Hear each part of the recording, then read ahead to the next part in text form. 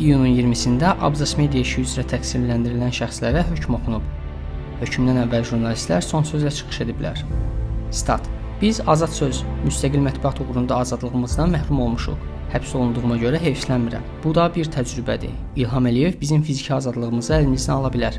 Amma düşüncə, ifadə və söz azadlığımızı əlimizdən ala bilməz. Statın sonu. Stat: İstintaq materiallarında abzasçılara qarşı əməliyyatın mötəbər mənbənin məlumatı əsasında başlandığını yazır. Bəs kimdir o mötəbər?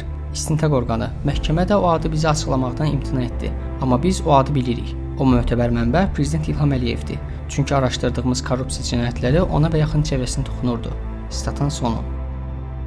Stat: Bugün mən hakimlərə və dövlət ittihamçısına George Orwellin 1984 kitabını hədiyyə edirəm. Oxuyun, bugün yaşadıqlarımızı görəcəksiniz. Son söz isə öləndə olur. Bu mənim son sözüm deyil hələ. Statın sonu.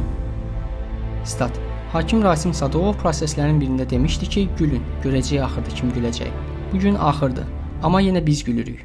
Belə hakimlərə ancaq gülmək olar. Bu yaşda nəinki həqiqəti deyə bilmirlər. Hətta biz gənclər həqiqəti deyəndə də qorxudan rəng alıb rəng verirlər. Statın sonu. Stat: Sizə verilən sifarişlər sizin üçün həm də əmrdir və siz müstəqil olmaq yerinə qanunsuz əmrə tabe olmağı seçirsiniz. Bununla da sifarişlərinizdən heç nə ilə fərqlənmirsiniz. Ona görə də əmr quluyam deyib yaxanızı kənara çəkməyə, vicdanınızı bu yolda rahatlatmağa çalışmayın. Statın sonu. Stat: Onlar istəsə barəmizdə ömürlük həbs qərarı çıxara, hətta cinayət məcəlləsini dəyişib ölüm hökmünü bərpa edib bizi edama göndərə bilərlər. Çünki qanunun aliliyinə və məhkəmə hakimiyyətinin müstəqilliyinə hörmət edilməyən ölkələrdə məhkəmə prosesləri avtoritar hökumətlərin saxta gülümsəməsindən başqa bir şey deyil. Ancaq yarımçıq həqiqət olmur. Həqiqət tamdır və həqiqət ondan ibarətdir ki, mən heç bir cinayət törətməmişəm. Biz gec-tez hüquqi olaraq bəraət qazanacağıq. Statın sonu.